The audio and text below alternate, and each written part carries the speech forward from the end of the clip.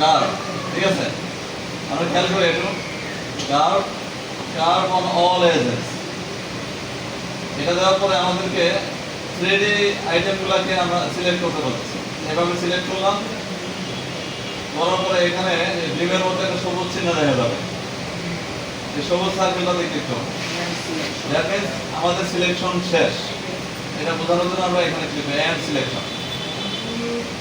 তৈরি হয়ে গেল কিনা? এস কার্ভগুলো তৈরি হয়ে গেছে। আবার দেখানো লাগবে? আচ্ছা, ঠিক আছে, ভালো করছেন। আমরা যেহেতু মাস্টার ক্যামের স্কিলের উপরে একটু বেশি ফোকাস করবো, তারপরে এখানে বারবার কনসেপ্টগুলো আমরা সেটা সলভ করার চেষ্টা করব।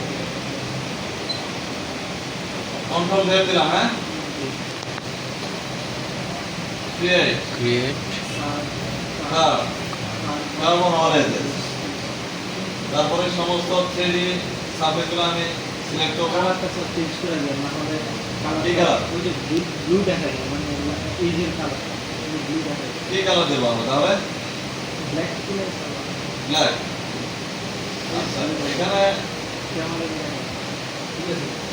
এটা চলবে? এটা কিন্তু একই সময় ঠিক আছে। এখন আমি আমার ল্যাপটপে এই যে এই কালারটাই দিয়ে কাজ করি। আর অন্য কালার দিতে পারবো না, অসুবিধা নাই। আবার চলো, মানে সবার কমেন্ট কি এখানে ব্লু থাকবে? আচ্ছা, মোটামুটি আমাদের যে কালার সেটিংস ইমপ্রুভ করাতে মোটামুটি একটু বেটার দেখা যাচ্ছে না এখন?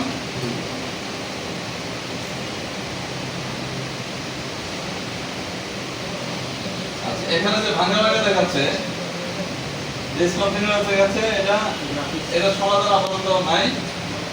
এখন মাস্টার ক্যাম এক্সপার্টটা গ্রাফিক্স রিসোর্সটা ভালোভাবে ইউটিলাইজ করতে পারে না, মানে মডার্ন কম্পিউটারগুলো থেকে আর কি।